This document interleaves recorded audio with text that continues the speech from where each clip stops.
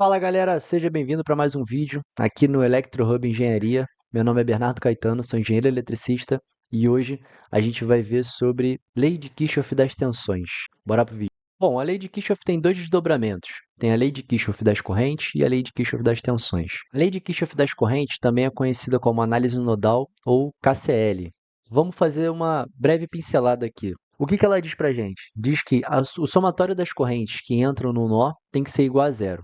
Então, nesse exemplo aqui, a gente tem I2, I1 e I3 entrando no nó e saindo do nó I4 e 5. Equacionando isso, a gente sabe que I1 mais I2 mais I3 tem que ser igual a I4 mais I5, tá? Eu fiz um vídeo específico sobre análise nodal, eu vou deixar o link aqui na descrição, então se você quiser saber um pouco mais sobre ele, dá uma olhada nesse vídeo e você vai entender melhor. Aqui a gente vai se concentrar na análise por malhas. Então, a análise por malhas, ela também pode ser conhecida como KVL. E o que ela diz pra gente? Ela diz que o somatório de tensões numa malha tem que ser igual a zero. Tá bom, mas o que isso significa? Então, antes da gente continuar, vamos explicar o seguinte. O que é malha? Pegando esse circuito como referência, se a gente sair daqui desse ponto e percorrer o circuito, então a gente pode fazer esse caminho aqui de forma que a gente consiga voltar para o mesmo ponto. Passou para esse ponto, desceu, esse outro ponto e veio para o lateral. Beleza. Então, aqui eu tenho um caminho fechado e dei a volta e voltei para o mesmo ponto inicial. Eu vou chamar esse caminho de caminho 1. Outro caminho que a gente pode fazer é esse caminho 2. Se a gente sair daqui, subir, passar por esse outro ponto aqui, chegou nesse, descer e voltar para cá, a gente também tem um caminho fechado nesse circuito, que eu vou chamar de caminho 2. E, além disso, a gente pode sair desse ponto, subir, e ao invés de descer aqui, a gente pode ir seguir, podendo ir direto. Então, novamente, passando por esses pontos, se voltou. Esse caminho vermelho eu vou chamar de caminho 3. Cada um desses caminhos a gente chama de malha. Então, o que é malha? A malha vai ser sempre um caminho fechado em um circuito. Então, se eu sair de um ponto, dei a volta no circuito e voltei para esse mesmo ponto, isso é uma malha, ok? Bom, mas como é que a gente aplica esse conceito nesse circuito, por exemplo? Esse conceito diz para a gente que a soma das tensões em uma malha tem que ser igual a zero. Então, quais seriam as tensões aqui? Eu tenho a tensão dessa bateria, eu tenho a tensão da queda de tensão nesse resistor, né? Nesse resistor R1, que eu vou chamar de V1, nesse resistor R3, que eu vou chamar de V3, nesse resistor R2, que eu vou chamar de V2, e no R4, que eu vou chamar de V4. Então, como é que a gente equaciona isso? Para o primeiro caminho, a gente teria, saindo desse ponto, eu teria a tensão da bateria mais a tensão dessa queda de tensão do R1, então eu teria mais V1, desci mais V3, e se eu voltei, então isso tudo aqui tem que ser igual a zero. Ou seja, o somatório das tensões nessa malha tem que ser igual a zero. Quem são as tensões nessa malha? V, V1 e V3, beleza? E se fosse para a segunda malha? Sair daqui, teria V4 mais V2, andou mais V3, isso tem que ser igual a zero, tá? Nota o seguinte, aqui eu não estou me atendo a sinais, tá? Quando a gente vai ver um exemplo e a gente vai ver como é que a gente define esses sinais. Para o caminho 3, ou seja, para a terceira malha, a gente poderia sair daqui e teria V mais V1 mais V2 mais V4, volta, isso daqui seria igual a zero, beleza? Agora, já tendo essa equação, na prática, a gente substituiria essa tensão, essa queda de tensão pela lei de Ohm. O que a lei de Ohm diz para a gente? V1. Eu fiz um vídeo completo sobre lei de Ohm, tá? Eu vou deixar o link aqui na descrição. Então, lá eu falo sobre lei de Ohm, como que a gente aplica no circuito, como que a gente faz para encontrar uma resistência equivalente, se ela está em série, se ela está em paralelo. Dá uma conferida lá. Então, nesse caso, a gente teria que V1 é igual a R1 vezes I1. O que a lei de Ohm diz para a gente? Não é V igual a RI? Quem vai ser V1? A queda de tensão V1 vai ser igual à resistência que a gente está analisando, R1, vezes a corrente que passa nele, I1, ok? Então, a gente no lugar desse V1 colocaria R1 vezes I1. A gente vai ver no exemplo prático. Agora, nota o seguinte, uma coisa muito importante é a gente saber quando é que a gente aplica uma, quando a gente aplica outra. Quando a gente usa análise nodal e quando a gente usa análise por malhas. Se a gente quiser algum valor de tensão no exercício, a gente já vai usar análise nodal. Por quê? Porque a gente já equaciona todas as correntes e no lugar dessas correntes a gente vai trocar pela tensão e resistência. Como assim? No lugar de 1, supondo que a gente teria um resistor 1, a gente teria a queda de tensão nesse resistor dividido pelo valor dessa resistência. Então, a gente teria toda a equação em função da tensão. Aqui, quando a gente for ver como é que isso se aplica nos circuitos, a gente vai ver que a gente precisa escolher uma corrente. Então, toda a análise vai ser feita em torno das correntes que circulam na minha malha, nas correntes que circulam no meu circuito. Uma regra prática é, se eu quiser encontrar alguma tensão, eu uso a análise nodal. Se eu quiser encontrar alguma corrente, eu uso a análise por malhas. Beleza? Então, vamos ver um exemplo prático aqui. Vamos pegar esse exemplo aqui. Uma bateria de 10 volts, outra bateria de 14 volts e uma bateria de 7 volts. Note o seguinte, aqui a gente tem inversão dessas baterias. O lado positivo é sempre a maior barra e o negativo a menor barra. Então, a gente tem essa bateria com positivo para cima e o negativo para baixo. Essa daqui é a mesma coisa, só que essa daqui está invertida. A gente vai ver como é que a gente equaciona esses casos, tá? E algumas resistências no meio desse circuito. Para a gente resolver qualquer tipo de circuito, utilizando a lei das malhas, eu vou passar para vocês 4 regrinhas que a gente vai seguir. Se decorar essas 4 regras, a gente vai resolver qualquer tipo de circuito, tá? Usando a lei das malhas. É só entender e aplicar. Vamos lá. A primeira regra vai ser a seguinte: escolha o sentido da corrente nas malhas. O que isso quer dizer? O sentido da corrente é arbitrário, então você pode escolher o sentido que você quiser. A gente sempre vai colocar aqui na lei das malhas como uma corrente que circula na minha malha. Então, primeiro vamos identificar as malhas. Então, a gente tem essa malha menor, essa outra malha menor e essa malha grande. Toda vez que a gente for escolher o sentido da corrente, a gente sempre vai se ater às malhas menores. E eu, particularmente, gosto de todo exercício, todo circuito que eu for resolver, eu uso o sentido horário da corrente. Então, ficaria dessa forma. Eu vou colocar essa corrente como I1 e essa corrente como I2. O que é importante aqui? O sentido que você adotou para uma malha tem que ser igual para todas as outras malhas. Se tivesse uma outra malha aqui em cima, também deveria ser no sentido horário, e aí seria I3, e assim por diante, I4 e 5, todas no sentido horário, beleza? Então, nesse caso, a gente só tem essas duas, e a gente coloca essas duas correntes, as duas no sentido horário. Número 2, toda resistência é negativa. Por que essa regra é importante? Existem muitas formas de a gente aplicar a lei das malhas. Uma delas é a gente ficar se atendo a por onde que a minha corrente está entrando na minha resistência e por onde ela está saindo. Então, tem muita gente que ensina que você precisa, de acordo com o sentido da corrente, saber onde que é o mais, onde é o menos nas resistências, para poder saber qual vai ser o sinal que você vai colocar. Todo circuito que eu vou resolver, eu sigo essa regra aqui. Não penso no sentido da corrente para resistência, eu só aplico que toda resistência é negativa, mas aí tem um ponto e a gente vai ver qual é. Para que toda resistência seja negativa, a gente precisa da regra 3, que é quando, nesse caso, a gente tendo essa resistência que está entre as duas malhas, quando a gente estiver analisando a malha 1, a gente sempre vai colocar primeiro I1. Como assim?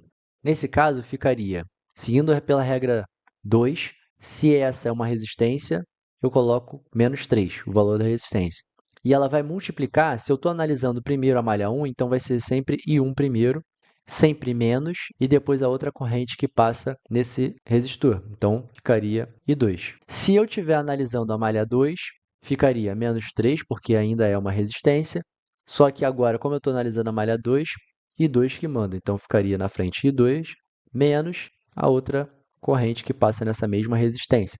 Então, ficaria I2 menos I1. A gente vai ver melhor quando a gente for resolver esse circuito de fato. E por último, a quarta regra é, para a bateria será o sinal por onde a corrente sai. O que isso quer dizer? Aqui eu tenho I1 no sentido horário, então I1 vai entrar por baixo dessa bateria pelo sentido negativo e vai sair pelo sentido positivo. Então, na hora de eu equacionar, ficaria mais 10, beleza? Agora, se eu ainda estiver olhando por I1 cheguei nessa bateria aqui de 14 volts, entrei pelo lado positivo e saí pelo lado negativo, por quê? Porque como a corrente está no sentido horário, significa que eu tenho que sair daqui e percorrer nesse sentido, nesse caminho. Eu não posso fazer o contrário, eu tenho que ir por esse caminho, nessa direção. Então, entrei pelo positivo, saí pelo negativo da bateria, então seria menos 14. A mesma coisa para I2. Quando eu for analisar a outra malha, então saio e vou andando nessa direção. Então, entrei pelo negativo e saí pelo positivo. Então, para I2 seria mais 14. E aqui no 7 seria também mais 7. Tá? A gente vai ver agora como que a gente aplica essas regras e como que a gente resolve esse circuito. Vamos lá. Então, a primeira regra já está feita, ok? Por quê? Já adotei o sentido horário para as minhas duas correntes. E nota o seguinte, o máximo que pode acontecer é que no final, uma dessas correntes tenha um valor negativo. E aí só quer dizer que você adotou o sentido inverso e a corrente, na verdade, está para outro sentido. Beleza? O objetivo desse exercício é encontrar qual é a corrente que passa nessa resistência de 4 ohms, beleza? Então, vamos lá. Nota o seguinte, de cara a gente já pode ver que a corrente que passa nesse resistor é I2, correto? Porque I2 está seguindo nesse sentido e vai descer por aqui. Então, é I2 que passa nessa resistência. Beleza, então vamos começar a equacionar aqui. Para a malha 1, vamos sair desse ponto e vamos subindo. Cheguei numa bateria. Qual é a regra da bateria?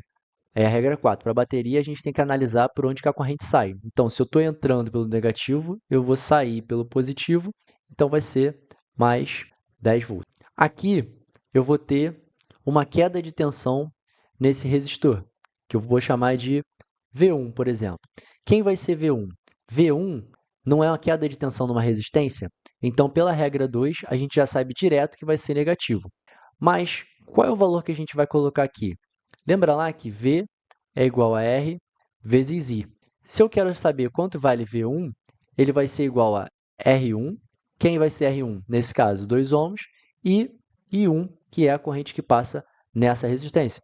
Então, eu já posso substituir direto V1, que eu colocaria aqui, por R1 vezes I1. Então, quem vai ser R1? 2 vezes I1, que é a corrente da malha 1 que a gente definiu aqui. Seguindo, desce aqui, entrou pelo positivo, saiu pelo negativo nessa bateria de 14 volts. Então, é menos 14 volts. E agora? Esse é o caso em que a gente aplica a regra 3. A gente não está analisando a malha 1.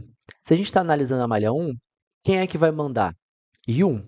Então, eu já posso dizer direto que vai ser negativo, porque é uma resistência. Então, eu vou ter que colocar menos 3 já, que é o valor dessa resistência, certo? E agora que a gente aplica a terceira regra.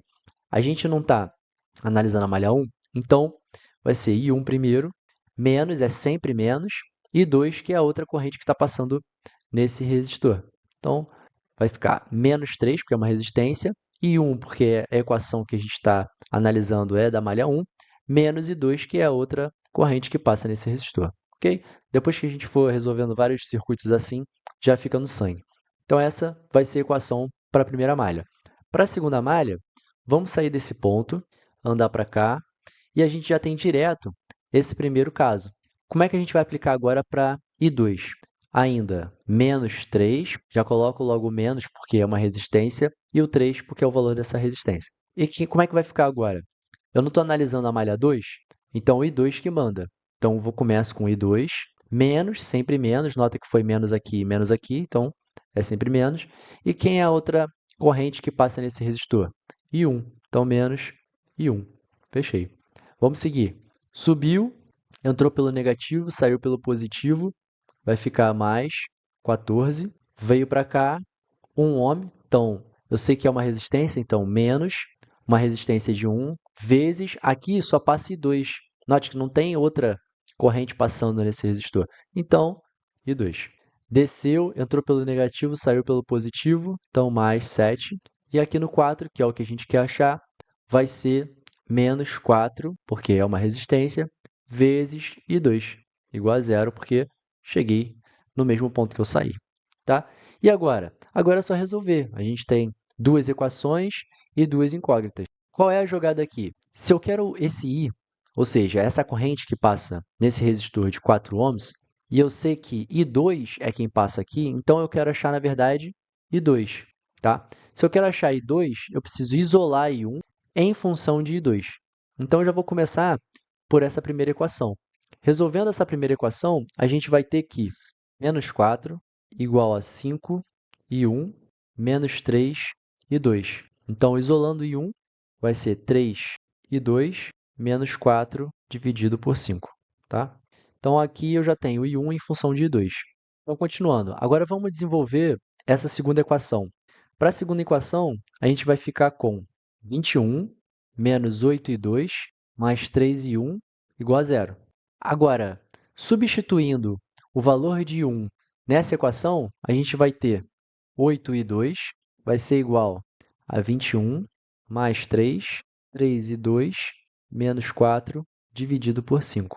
Então, resolvendo, vai ter 8i2 igual a 21 mais 9i2 menos 12 dividido por 5. Fazendo o MMC e já fazendo as devidas trocas, isolando o I2, a gente vai ficar com I2, que é igual a 93 dividido por 31. O que isso diz para a gente? Que I2 é igual a 3 amperes. Tá? Então, para esse exercício, acabaria aqui, porque o objetivo é a gente encontrar essa corrente, a gente viu que essa corrente é igual a I2, então já encontramos. E o que esse sinal positivo diz para a gente? Diz que o sentido que a gente adotou está certo. Então, a corrente que passa nesse resistor, ela de fato está passando de cima para baixo nessa resistência de 4 ohms. Tá? Agora, só para a gente aproveitar, se a gente quisesse agora encontrar quanto vale I1 pela análise de malhas, a gente já não tem I2? A gente já não encontrou I1 em função de I2? Então, é só a gente aplicar o valor de I2 ali naquela equação. Então, vai ficar 3 vezes 3, porque é o valor de I2, menos 4, dividido por 5.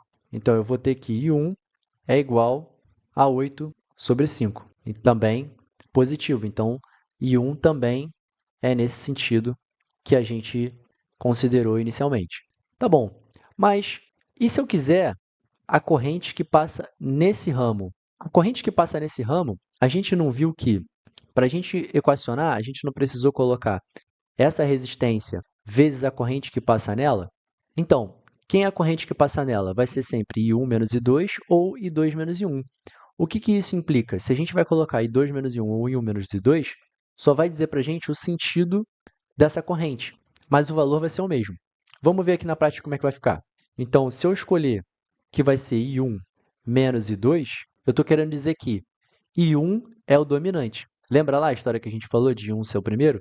Então, aqui, se eu estou fazendo I1 menos I2, eu estou supondo que I1 é maior que I2.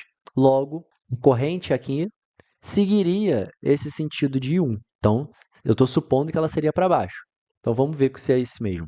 Substituindo agora, I1 vai ser 8 quintos menos I2. Quem é I2? 3. Isso daqui vai dizer para a gente que aquela corrente é igual a menos 7 quintos. Opa, o que isso quer dizer? Quer dizer que a intensidade daquela corrente é 7 quintos amperes, aqui também 8 quintos amperes, só que o sentido que eu adotei está errado. Então, ela não segue o sentido de I1. Ela não é para baixo, na verdade, ela é para cima. Então, eu posso mudar esse sentido. Na verdade, o sentido certo é para cima. Tá? E se eu tivesse feito I2 menos I1? I2 menos I1, eu estaria considerando que a corrente principal seria I2, então essa corrente do ramo central seguiria o sentido de I2, menos I1. Então, ficaria 3 menos 8 quintos, isso daria para a gente mais 7 quintos amperes. Então, já daria direto esse valor positivo, confirmando que essa corrente central segue o sentido de I2. Tá? Então, o mais importante é você entender e guardar essas regras, que você vai conseguir resolver qualquer circuito utilizando a lei das malhas. Tá bom? Uma coisa importante da gente pontuar é que existem circuitos em que tem fontes de corrente no meio das malhas, às vezes fontes de tensão dependentes. Eu vou fazer um vídeo específico sobre isso, de como resolve esse tipo de circuito, que a gente chama de supermalhas ou supernós. Eu vou deixar o link aqui na descrição. Se você ficou com alguma dúvida ou tem alguma sugestão, até de temas que você tem mais dificuldade para aprender, bota aqui nos comentários que eu gravo um vídeo sobre isso. Bom, se esse vídeo te ajudou de alguma forma, já dá um like, se inscreve no canal e ativa as notificações para não perder os próximos vídeos.